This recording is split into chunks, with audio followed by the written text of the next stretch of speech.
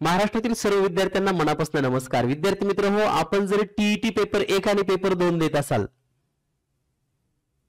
आपल्या सर्वांची उत्सुकता टीईटी परीक्षा देण्याची दिसून येत आहे आणि आपल्या सर्वांनाच माहिती आहे की या टीईटी मध्ये निकाल जर आपल्याला हवा असेल तर त्यासाठी महत्त्वाचा विषय आहे गणित.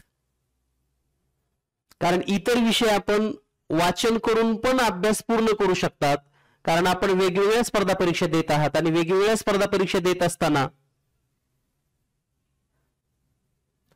मराठी व्याकरण असेल, इंग्रजी व्याकरण, मानसशास्त्र, परिसर अभ्यास यासारख्या विषयाचा आपला अभ्यास झालेला असतो. परंतु खरी अडचण येते ती म्हणजे टीईटी मध्ये पेपर 1 गणित आणि पेपर 2 गणित.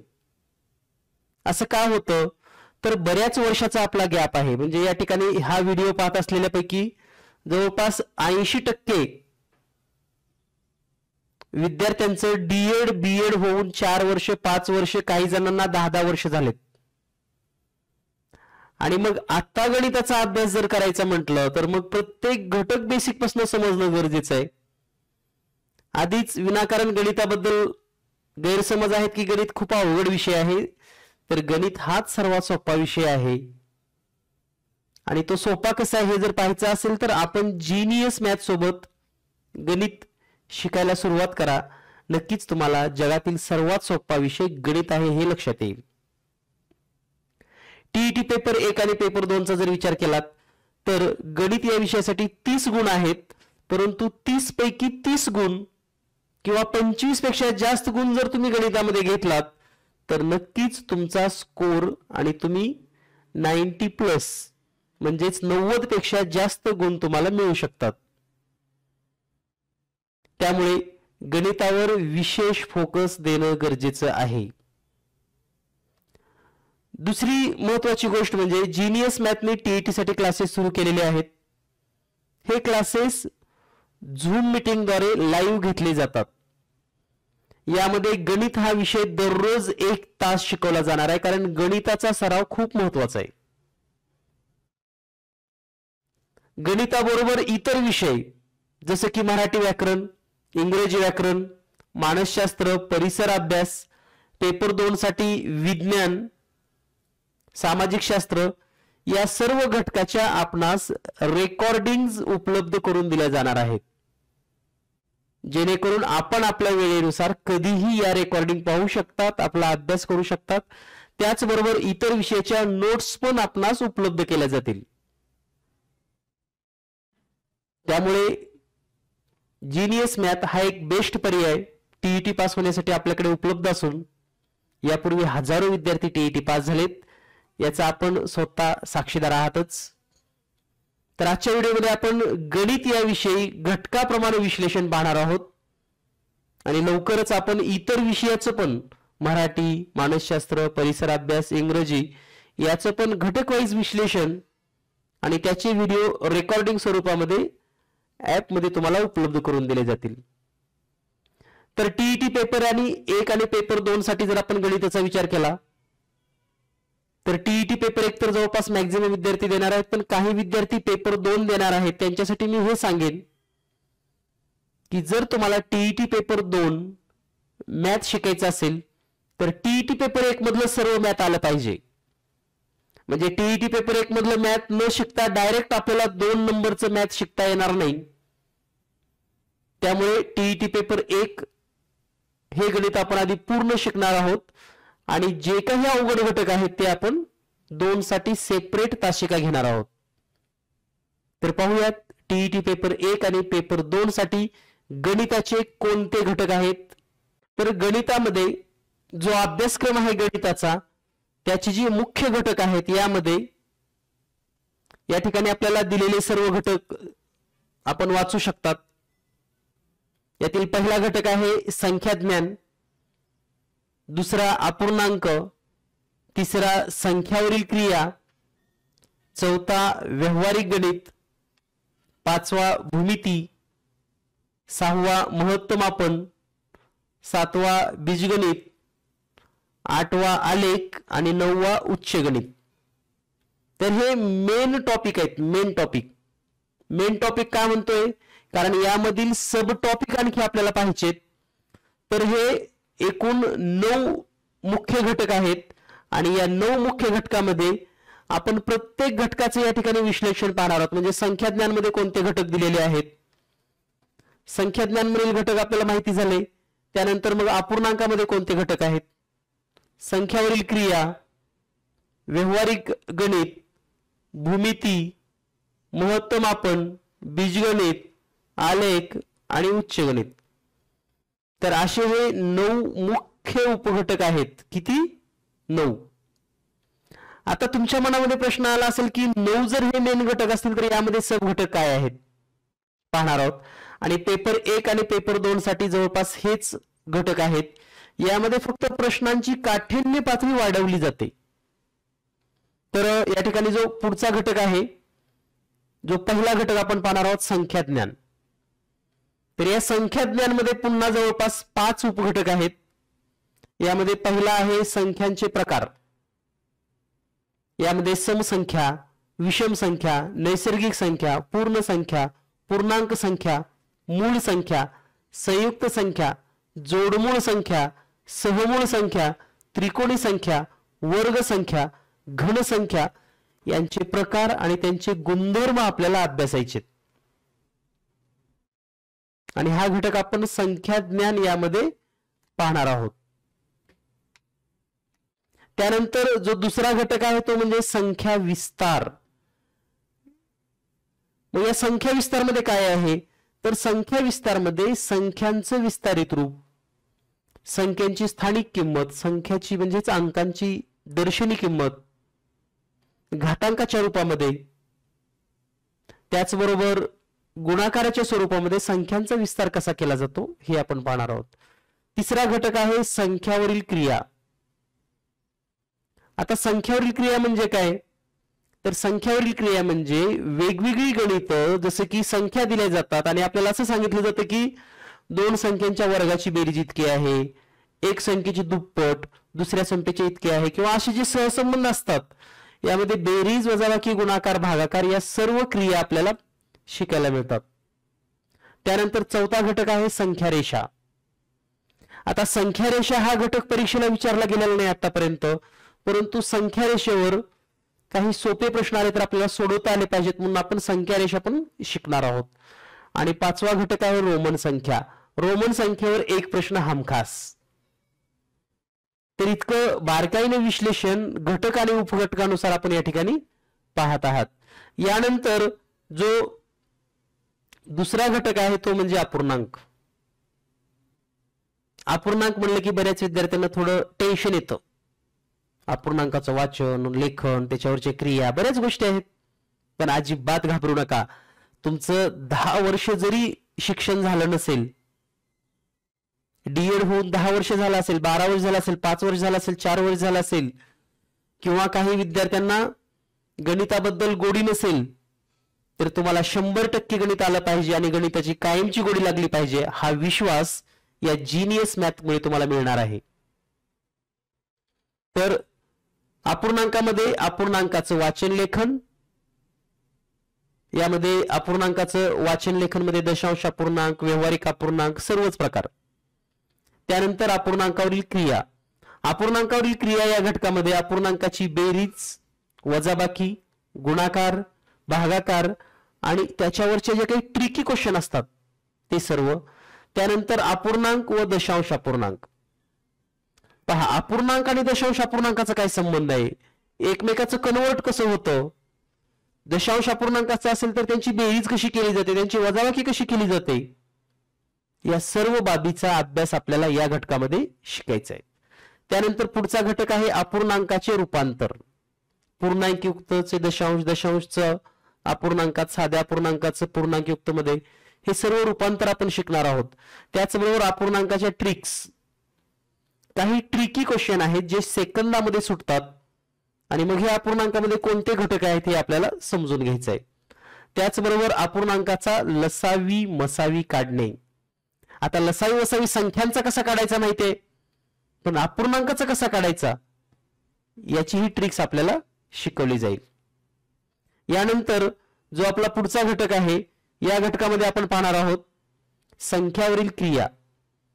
हा सर्वात मोठा आणि महत्वाचा घटक आहे, कारण हा गाभा आहे. गाभा यामध्ये विभाज्यतेच्या कसोट्या, वर्ग वर्गमूळ, घन घनमूळ, सरासरी, घातांक, लसावी मसावी, मापन, गुणोत्तर व प्रमाण, चलन आणि पदावली इतके घटक आहेत. या प्रत्येक घटकावर परीक्षेत एक प्रश्न हमखास असतोच. त्यामुळे या प्रत्येक घटकाचं बारकाईने विश्लेषण आणि माहिती आपल्याला घ्यायची आहे, शिकायची आहे. आणि प्रत्येक प्रश्नामध्ये ट्रिक्स कशी वापरता येते, तर तो ट्रिक्सचा वापर कसा करायचा हे पण आपल्याला समजून घ्यायचं आहे. यानंतर पुढचे जर आपण घटक पाहिले तर पुढच्या घटकामध्ये आपल्याला व्यावहारिक गणित शिकायचं आहे. याचं नावच व्यावहारिक गणित आहे. का व्यावहारिक गणित असेल नाव? कारण शेकडेवारी, नफा तोटा, सूट कमिशन रिबेट, सरळ व्याज आणि चक्रवाढ व्याज हे सर्व घटक व्यवहाराशी निगडित आहेत. दैनंदिन जीवन जगत असताना तुम्हाला हे घटक व्यवहारामध्ये पाहायला मिळतात. व्यवहारामध्ये यावरची उदाहरणं असतात, म्हणून यांचं नाव आहे व्यावहारिक गणित. तर यावर पण शेकडेवारी, नफा तोटा, सूट कमिशन आणि सरळ व्याज एक एक प्रश्न असतोच. आणि सेकंड पेपरचा विचार केला तर चक्रवाढ व्याज पण जास्तीच्या प्रमाणामध्ये विचारलं जातं. यानंतर पुढचा जो घटक आहे, यामध्ये पुढच्या घटकामध्ये आपल्याला भूमिती विशेष पाहायचं आहे. आता भूमिती विशेष मध्ये मूलभूत संकल्पना, या मूलभूत संकल्पना जे आहे ना, यामध्ये जवळपास निम्मी भूमिती आहे. त्याचबरोबर त्रिकोण, त्रिकोणाचे गुणधर्म, त्रिकोणाचे प्रकार, चौकोन, चौकोनाचे गुणधर्म, चौकोनाचे प्रकार, वर्तुळ, वर्तुळासंबंधीचे सर्व नियम्स, प्रमेय, अगदी 10वी पर्यंत आपण हे सगळं सिलेबस घेणार आहोत, जेणेकरून आपणास कोणताही प्रश्न अवघड जाणार नाही आणि प्रत्येक प्रश्न तुम्ही आत्मविश्वासाने सोडवाल. यानंतर पुढचा जो घटक आहे तो म्हणजे महत्त्वमापन. यामध्ये परिमिती, क्षेत्रफळ, पृष्ठफळ आणि घनफळ काढणे या 4 वेगवेगळ्या घटकांचा सूत्रासह आपल्याला अभ्यास करायचा आहे. यानंतर पुढील घटक आहे बीजगणित. आता मुलांना बीजगणित वगैरे म्हटलं की थोडं अवघड वाटतं, पण सगळ्यात सोपं हेच आहे. ह्याच्यामध्ये असतंच काय? पदावली सोडवणे, एक्सची किंमत काढणे, समीकरण दिला असेल तर समीकरण सोडवणे, वर्ग समीकरण, बहुपदी आणि त्यांचं लसावी मसावी. म्हणजे हे जर पाहिलं ना, अगदी रेषीय समीकरण वगैरे सोप्या पद्धतीने कशी शिकायची हे आपण शिकणार आहोत आणि तुम्हाला शिकवलं जाणार आहे. तुम्हाला येतं, पण फक्त काही दिवसाचा गॅप असल्यामुळे तुमच्या मनामध्ये एक भीती आहे की गणिताचा अभ्यास कुठून सुरू करायचा. त्यामुळे आपण जर पहिल्यांदा टीईटी देत असाल तर या चॅनलवर पूर्वीचे रिझल्ट पहा. अगदी प्रत्येक बॅचला 150-200 पेक्षा जास्त विद्यार्थी टीईटी पास आहेत आणि महाराष्ट्रातील सर्वात 1 नंबर ऑनलाईन पद्धतीनं गणित शिकण्याची संधी तुम्हाला जीनियस मॅथ सोबत मिळणार आहे. त्याचबरोबर इतर विषयाच्या रेकॉर्डिंग्स पण आपल्याला उपलब्ध होणार आहेत. यानंतर पुढचा घटक आहे आलेख. आलेखावरचे 2 प्रश्न कंपल्सरी असतात. एक तर स्तंभालेख आणि स्तंभालेखामध्ये पुन्हा वेगवेगळे प्रकार, शतमान, विभाजित, जोडस्तंभ या पद्धतीनं. त्याचबरोबर नवीन एक प्रकार आलाय रेखालेख, तर तो पण आपल्याला शिकायचा आहे. आणि पुढचा आहे वृत्तालेख. वृत्तालेखामध्ये आपल्याला पाय चार्ट आपण म्हणतो त्यावरचे पण प्रश्न घ्यायचे. यानंतर पुढचा घटक आहे उच्च गणित. आता उच्च गणित म्हणजे काय? की असे प्रश्न शक्यतो आपल्याला 9वी-10वी पर्यंत नसतात आणि पुढे 11वी-12वीला पण नसतात. मग हे स्पर्धा परीक्षेमधूनच शिकावे लागतात. यामध्ये वेग, वेळ, अंतर, कामकाळ, वेग, कोडी महत्वाचे आहेत. एक तरी प्रश्न कोडीचा येतोच. घड्याळ, दिनदर्शिका, वैवारी, भागीदारी आणि घडणी हे जवळपास बुद्धिमत्तेचे घटक आहेत असं म्हणता येईल आपणास. बुद्धिमत्ता. त्यामुळं या घटकाचा अभ्यास चांगला होणं आपलं गरजेचं आहे. यासाठी प्रॅक्टिस खूप महत्वाची आहे. यानंतर टीईटी पेपर 2 साठी स्पेशल. आता आतापर्यंतचे जर घटक होते तर ते पेपर 1 साठी पण होते आणि 2 साठी पण होते, कारण मी पहिल्यांदा सांगितले की पेपर 2 करायचा असेल तर 1 मधले हे सर्व घटक आले पाहिजेत. आणि त्याच्याशिवाय मग टीईटी पेपरला वेगळे काही घटक आहेत का, तर आहेत. एक करणी, रेषीय समीकरणे, समभुज त्रिकोण आणि चौकोनाचे विशेष गुणधर्म, घातांकातील काही विशेष नियम, 10वीचे काही भूमितीचे प्रमेय, अंकगणित श्रेणी, प्रोबॅबिलिटी, त्रिकोणमिती आणि काही ट्रिकी क्वेश्चन. तर या घटकांचा सेकंड पेपरसाठी म्हणजे एवढे घटक आपण थोडे जास्तीचे तास घेऊन आपल्याला पूर्ण करायचे आणि बाकी जे घटक आहेत ते सर्व आपल्याला पेपर 1 आणि पेपर 2 साठी एकत्रित बेसिक टू हाय लेवल पर्यंत आपल्याला शिकायचं आहे. तर या पद्धतीने आपल्याला गणिताचे हे सर्व घटक आहेत. आता बऱ्याच विद्यार्थ्यांच्या मनात येईल की मग हे तर आम्ही वाचल्यासारखं वाटतं, हे तर आपल्याला सोडवता येतं. येत असेल नक्कीच, परंतु जर तुम्हाला गणिताचा क्लास लावायचा आहे का नाही, लावावा का नाही हे जर ठरवायचं असेल तर यानंतर आपण पेपरचे म्हणजे टीईटी पेपर 1 चा गेस पेपर या ठिकाणी देणार आहोत. तो गेस पेपर पहा, त्यामधला प्रत्येक प्रश्न तुम्हाला सोडवता येतो का, आणि जर तुम्हाला या ठिकाणी पुढे जे गेस प्रश्न दिले जाणार आहेत, शिक्षक पात्रता परीक्षा 2024 टीईटी गेस पेपर 1, या पेपर मध्ये जर 30 पैकी 20 प्रश्न तुम्ही सोडवत असाल, किती 30 पैकी 20 प्रश्न जर तुम्हाला सोडवता येत असतील, जर हे प्रश्न तुम्ही सोडवू शकलात तर तुम्हाला गणिताचा क्लास लावायची गरज नाही. तुम्हीच ठरवायचंय की तुम्हाला हे प्रश्न सोडवता येतात का, आणि 100% येतात का हे पण खात्री करा, कारण पुढच्या व्हिडिओमध्ये आपण पुन्हा या प्रश्नाचं स्पष्टीकरण पण देणार आहोत. तर टीईटी पेपर 1 साठीचे आपण गेस प्रश्न या ठिकाणी घेणार आहोत आणि लवकरच टीईटी पेपर 2 साठी पण आपण गेस प्रश्नचा व्हिडिओ बनवणार आहोत. जर तुम्हाला हे प्रश्न सोडवता येत असतील आणि 30 पैकी 20 पेक्षा जास्त गुण घेऊ शकत असाल तर तुम्हाला गणिताचा क्लास लावायची गरज नाही आणि इतर कुठल्याही क्लासची पण गरज नाही, कारण गणित शिकलं ना जवळपास तुमचा खूप मोठा स्कोर गणितामध्ये कव्हर होतो. तर या ठिकाणी गणिताचे प्रश्न पाहूयात आपण परीक्षेच्या दृष्टीनं.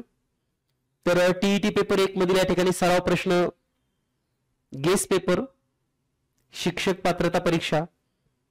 पहिला प्रश्न आहे, खालीलपैकी सहमूळ संख्यांच्या किती जोड्या आहेत. या ठिकाणी काही आपण संख्यांच्या जोड्या दिलेल्या आहेत, एकूण जोड्या आहेत 5. यामध्ये सहमूळ संख्यांच्या जोड्या आपल्याला शोधायच्या आहेत, म्हणजेच कोणत्या, को प्राइम नंबर पेयर किती आहेत हे आपल्याला शोधायचं आहे. यानंतर जो पुढचा प्रश्न आहे, 20 वस्तूची खरेदी किंमत ही 25 वस्तूच्या विक्री किमती इतकी आहे, तर या व्यवहारामध्ये किती टक्के नफा अथवा तोटा होईल.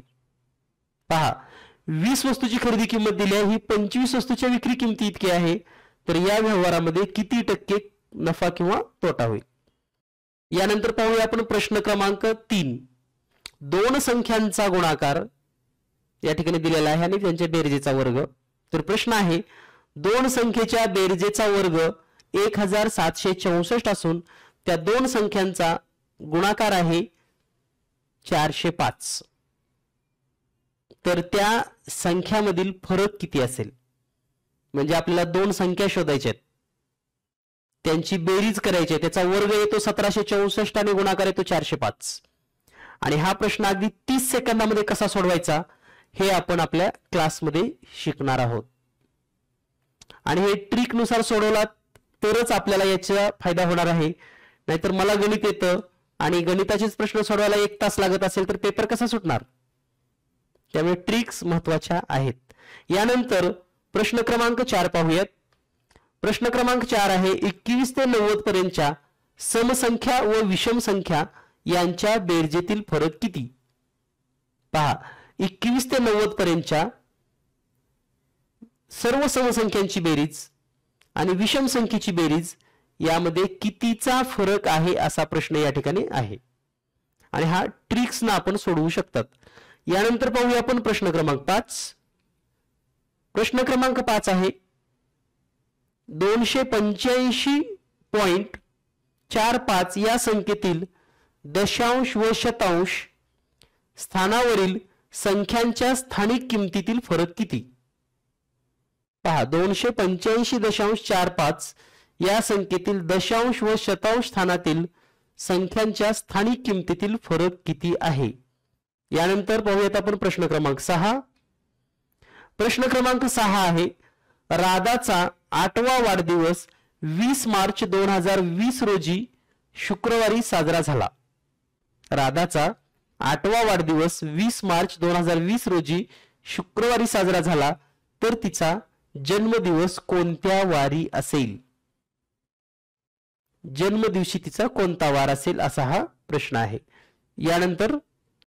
यानंतर प्रश्न क्रमांक 7 आहे खालील आकृतीमध्ये म्हणजे या ठिकाणी आपण आकृती पाहत आहात या आकृतीमध्ये चौरस एबीसीडी मध्ये लहान मोठे एकरूप कोणाच्या किती जोड्या आहेत? म्हणजे चौकोन एबीसीडी हा चौरस असून या चौरसामध्ये काही कोण 45 अंशाचे आहेत, काही कोण 90 अंशाचे आहेत. मग या ठिकाणी एकरूप कोणाच्या जोड्या किती तयार होतील हा प्रश्न ट्रिक्स न सोडवू शकतात.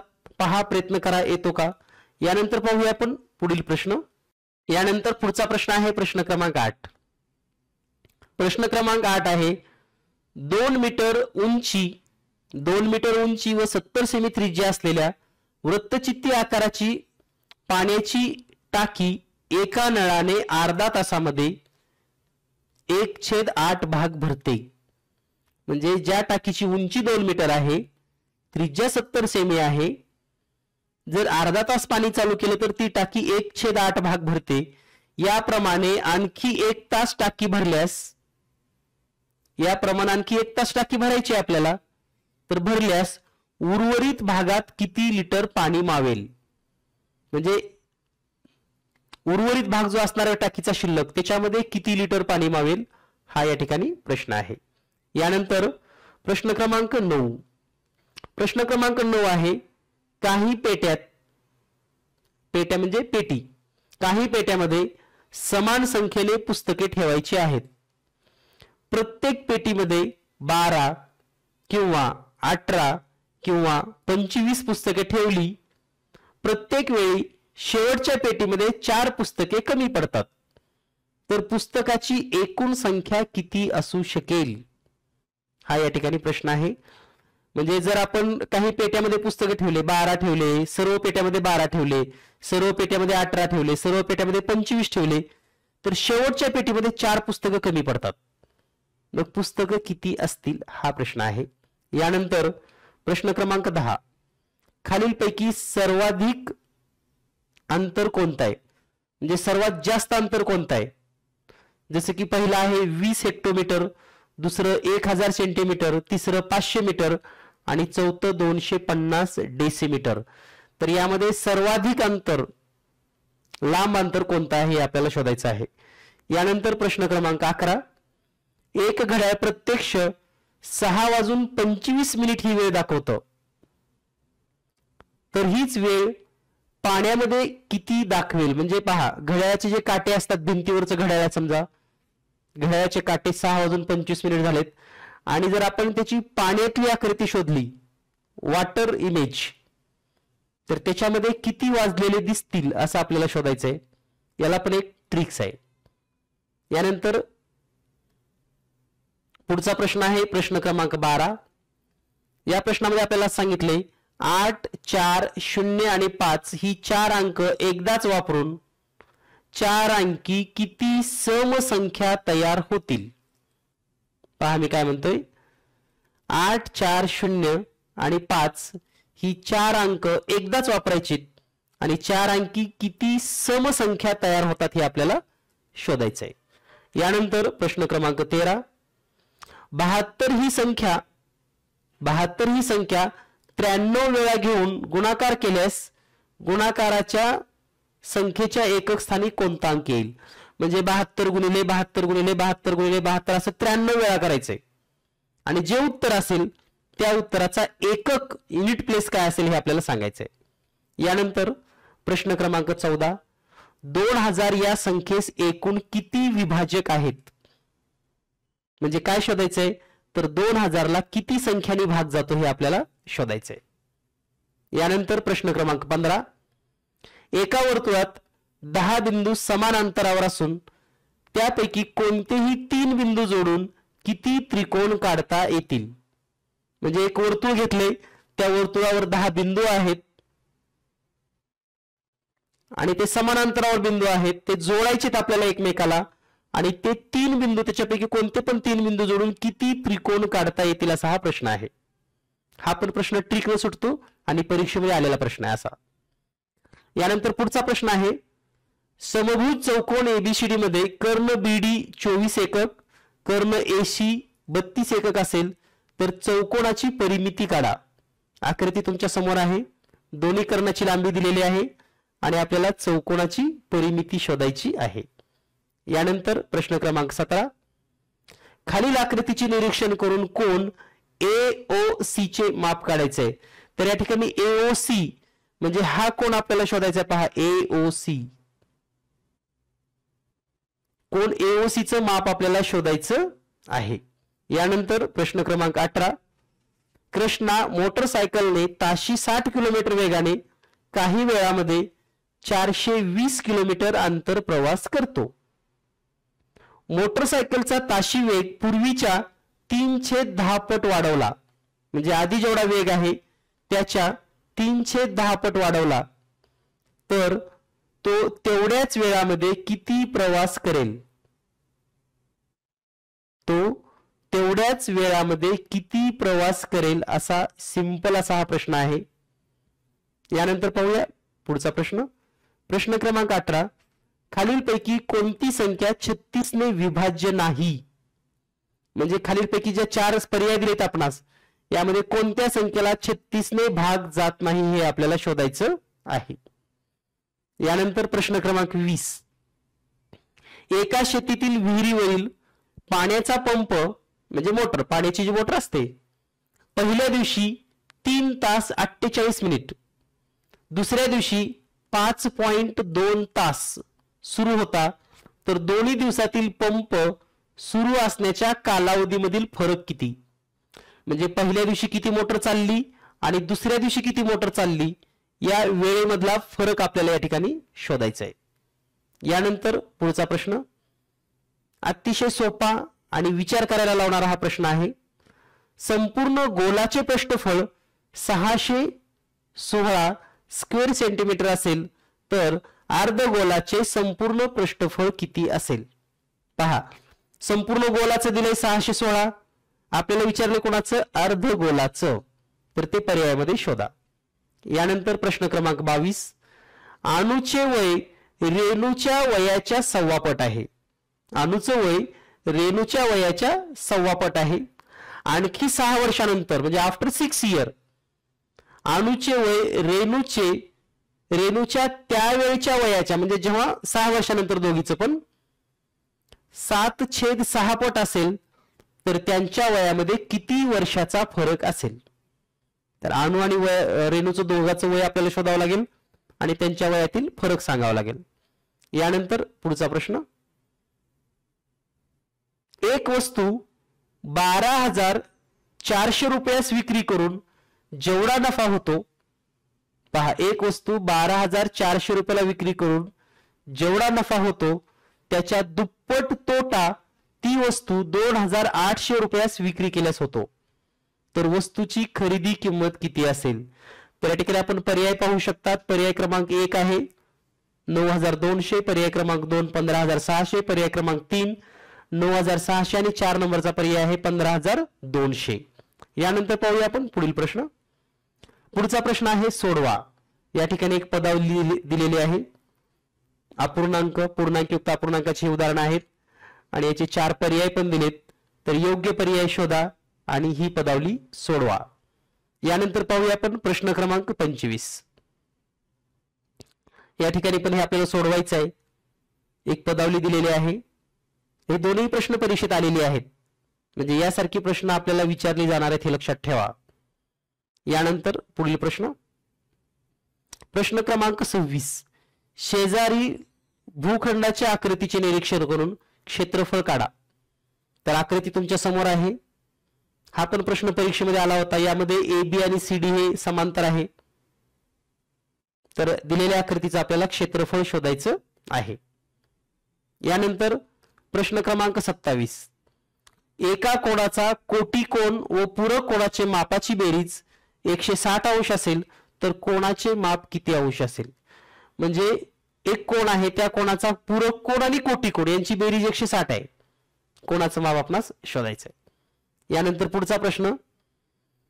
फक्त काही 500 रुपये किमतीच्या व काही 2000 रुपये किमतीच्या नोटा असलेल्या पिशवीत, म्हणजे एक पिशवी आहे, त्या पिशवीमध्ये 500 रुपयाच्या नोटा आहेत आणि 2000 रुपयाच्या नोटा आहेत आणि एकूण रक्कम आहे 30,500 रुपये. तर प्रश्न असा आहे, त्या पिशवीमध्ये खालीलपैकी कोणता पर्याय आपल्याला 500 रुपयाच्या नोटा आहेत, म्हणजे 500 रुपयाच्या किती नोटा आहेत या ठिकाणी हे आपल्याला शोधून काढायचे. यानंतर पाहूया आपण प्रश्न क्रमांक 29. 29 मध्ये आपल्याला पाय चार्ट म्हणजेच वृत्तालेखवर हा प्रश्न आहे. प्रश्न आहे, एका व्यक्तीची एकूण पगार आहे 53,200 रुपये, तर त्याचा शिक्षणावर एकूण खर्च किती असेल. तर या ठिकाणी शिक्षण हे निळ्या रंगामध्ये दाखवलेलं आहे, एज्युकेशन, आणि याचं पर्सेंटेज दिलंय 47%. तर मग किती खर्च असेल हे आपल्याला पर्यायातून शोधायचं आहे. यानंतर या पेपरमधील शेवटचा प्रश्न 30 नंबरचा पाहूयात. प्रतिमाह बचत किती रुपये असेल. तर वरील प्रश्नाशीच निगडीत प्रश्न आहे. याची बचत आहे 18%. 18% सेव्हिंग करतो तो, म्हणजे किती रुपये करतो. तर या पद्धतीचे हे 30 प्रश्न आहेत. या 30 प्रश्नामध्ये जर तुम्हाला 20 पेक्षा जास्त प्रश्न सोडवता आले असतील तर तुम्ही या ठिकाणी कोणताही क्लास लावायची गरज नाही. ठीक आहे, म्हणजे आपल्याला क्लास लावायची गरज आहे का किंवा नाही, तर हे 30 प्रश्नच तुमचा खरा अभ्यास असणार आहे. हे 30 प्रश्न ज्यांना सोडवता येतात, यामध्ये पण काही काठीण्य पातळी अजून वाढू शकते थोडीफार. आणि पेपर सेकंड साठी पण आपण स्वयंमूल्यमापन, खरं तर हे आपल्याला सेल्फ इव्हॅल्युएशन करता येते यावरून. तर विद्यार्थी मित्र हो, शिक्षक पात्रता परीक्षा 2024 जर आपण तयारी करत असाल तर जीनियस मॅथनी टीईटी पेपर 1 आणि पेपर 2 साठी क्लासेस सुरू केलेले असून गणिताचा क्लास दररोज याच पद्धतीने, आता जसं मी तुम्हाला शिकवलंय अगदी याच पद्धतीने गणिताचा दररोज 1 तास झूम मीटिंग असेल. आणि इतर विषयाच्या मात्र तुम्हाला रेकॉर्डिंग व्हिडिओज आणि नोट्स उपलब्ध करून दिल्या जाणार आहेत. त्यामुळे आपण महाराष्ट्रामध्ये कुठेही क्लास लावा, हाच लावावा असं काही बंधन नाही. तुम्हाला जिथं समजतं, जिथं तुम्हाला स्कोर येऊ शकेल असं वाटतं, कारण तुम्हाला समजणं खूप महत्वाचं आहे. सगळ्यात महत्वाचं, आणि तुम्हाला समजणं खूप महत्वाचं आहे. का? कारण तुमचा हा गॅप पडलाय, तुम्हाला कुठं चुकतं, कुठलं येणार नाही, कुठं अडचण येऊ शकते, हे शिक्षकांना आधी कळायला पाहिजे. आणि शिक्षकांना कळालं की मग तुम्हाला समजतं की शिक्षक काय शिकवायला लागलेत. त्यामुळे टीईटी गेस पेपर या ठिकाणी आपण पाहिलेला आहे. यावरून आपल्याला अंदाज आला असेल गणिताचा अभ्यासक्रम काय आहे, पेपर 1 मध्ये कोणत्या प्रकारचे प्रश्न असू शकतात. सर्वांना परीक्षेसाठी खूप खूप शुभेच्छा. All the best.